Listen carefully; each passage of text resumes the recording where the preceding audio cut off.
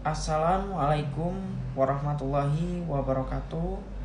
Perkenalkan, saya Arisandi Dikra Amala Putra dari kelas 4C percepatan 6B NPM 23211011036.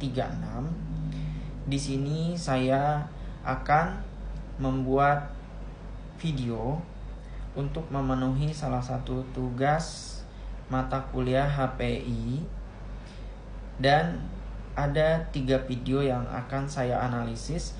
Yang pertama itu tentang rumor Grab yang akan mengakuisisi Goto, dan yang kedua itu pencabutan TKDN, dan video terakhir yang ketiga itu tentang Indonesia Baru yang memperkuat kebijakan DHE lewat peraturan pemerintah nomor 8 tahun 2025. Baik, langsung saja analisis video yang pertama.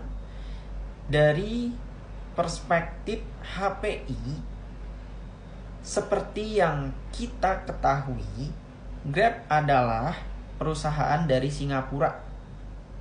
Jadi Grab itu perusahaan dari luar negeri, bukan dari Indonesia, ya. Sedangkan Goto itu dari Indonesia, yang artinya Goto itu dari negara kita sendiri. Nah, rencana akuisisi Goto oleh Grab melibatkan berbagai aspek hukum internasional, termasuk yurisdiksi lintas negara, regulasi anti monopoli, perlindungan terhadap kedaulatan ekonomi, dan peran perjanjian internasional.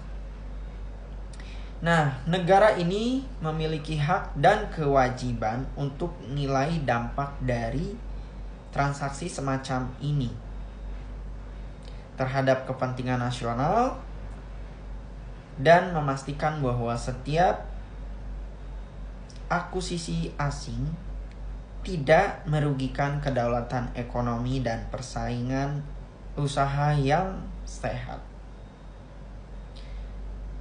Baik, itu yang pertama. Untuk analisis video yang kedua, dari perspektif HPI, pergolongan kebijakan TKDN mencerminkan upaya Indonesia untuk menyesuaikan diri dengan kewajiban internasional dan dinamika pasar global.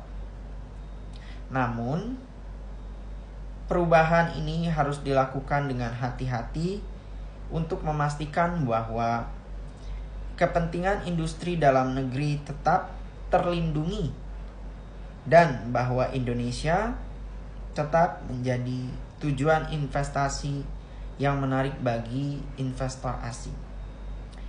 Itu analisis yang video kedua. Dan lanjut yang ketiga, analisis video yang terakhir.